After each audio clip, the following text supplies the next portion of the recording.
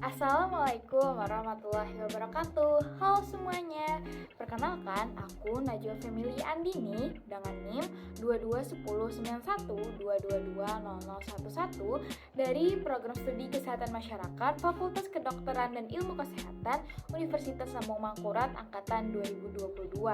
Dalam kesempatan kali ini, aku bakal ngejelasin tentang kebutuhan dan keinginan secara umum maupun dilihat dari sisi pelayanan kesehatan masyarakat. Saksikan videonya ya. Nah, kalian sebelumnya udah pada tahu belum tentang keinginan dan kebutuhan? Tentunya dua kata tersebut tidaklah asing di telinga kita sekarang. Nah, sekarang aku mau ngasih tahu kalian tentang definisi yang lebih jelas mengenai kebutuhan dan keinginan ini agar kita semua dapat memahami tentang perbedaan antara keduanya. Yang pertama adalah mengenai want atau keinginan. Want adalah keinginan manusia untuk memenuhi kebutuhan tertentu dengan cara-cara tertentu.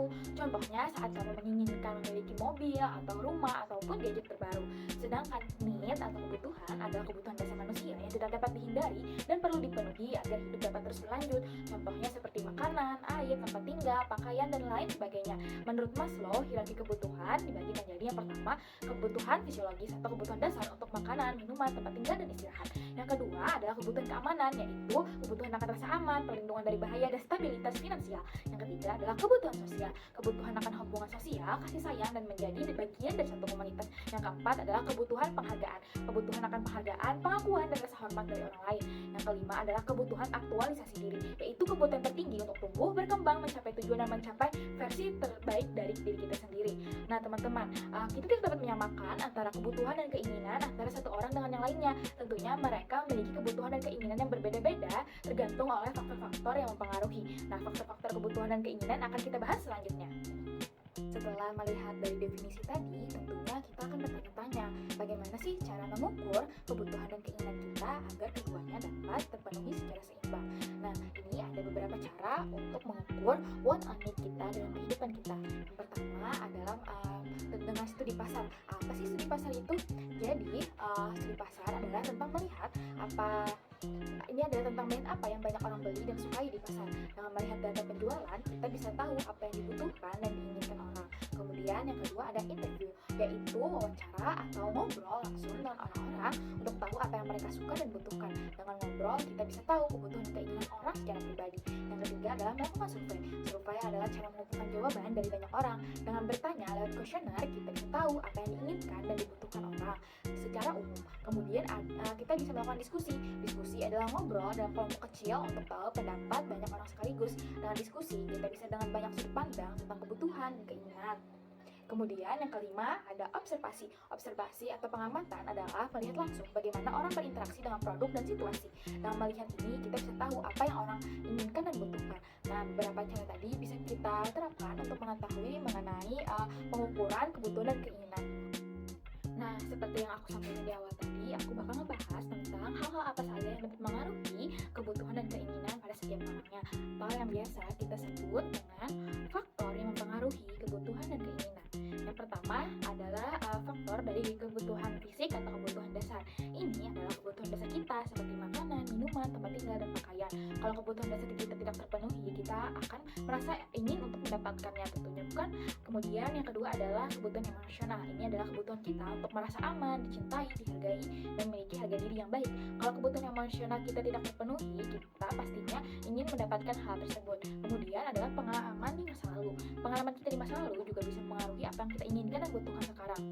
Misalnya kalau kita pernah mengalami kesulitan dan memenuhi suatu kebutuhan, kita mungkin lebih ingin mendapatkannya sekarang. Kemudian adalah faktor dari budaya dan lingkungan. Budaya dan lingkungan tempat tinggal kita juga bisa mempengaruhi apa yang kita inginkan dan butuhkan. Misalnya, kalau kita tinggal di daerah yang sangat panas, kita mungkin lebih ingin mendapatkan air dan pakaian yang nyaman agar kehidupan kita menjadi lebih mudah dan lebih nyaman untuk kedepannya. Nah, itu tadi adalah faktor-faktor yang mempengaruhi kebutuhan dan keinginan. Tentunya, setiap orang memiliki faktor-faktor yang berbeda yang kemudian akan berpengaruh terhadap kebutuhan dan keinginan setiap orang yang akan berbeda. Selanjutnya, aku akan membahas mengenai kebutuhan dan keinginan dalam sudut pandang pelayanan kesehatan. Nah, sebelum memasuki tentang apa itu kebutuhan dan keinginan dalam pelayanan kesehatan, aku bakal membahas dulu nih, apa sih yang dimaksud dengan pelayanan kesehatan? Pelayanan kesehatan adalah serangkaian tindakan atau layanan yang diberikan oleh tenaga kesehatan kepada pasien atau masyarakat untuk memelihara, mempromosikan, kesehatan. Tujuan dari pelayanan kesehatan adalah untuk meningkatkan kualitas hidup masyarakat, mencegah penyebaran penyakit, dan menyediakan pengobatan serta perawatan yang efektif bagi pasien.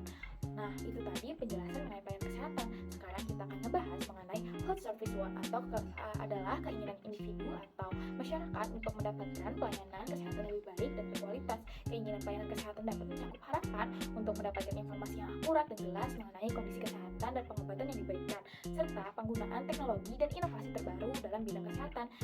Keinginan pelayanan kesehatan dapat bervariasi tergantung pada kebutuhan dan preferensi masing-masing individu atau masyarakat yang ada di dalamnya. Kemudian kita akan bahas mengenai health service needs adalah kebutuhan dasar manusia untuk menjaga, memulihkan, dan meningkatkan kesehatannya.